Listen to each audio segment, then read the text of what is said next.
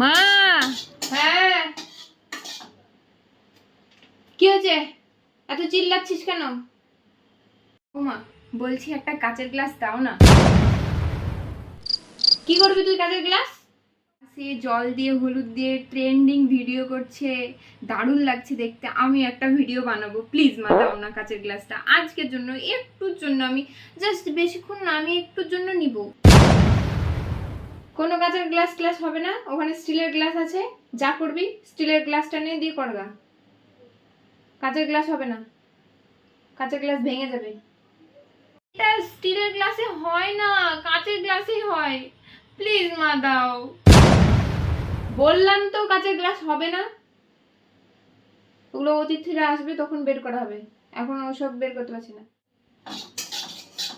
ও মা, প্লিজ দাও না। ও মা, বেশি কানের কাছে ঘ্যান ঘ্যান করিস না তো। যেটা বলছি সেটা যদি না নিস তাহলে কোনোটাই পাবি না। চুপচাপ ওটা নিলে নে, নাহলে সর এখান থেকে, আমার অনেক কাজ বাকি আছে। পড়াশোনার নাম নেই, সব সময় শুধু ভিডিও রিল এইসব। পড়তে পারছ না, ভিডিও বানাবে। আমার আর হলোই না ট্রেন্ড করা।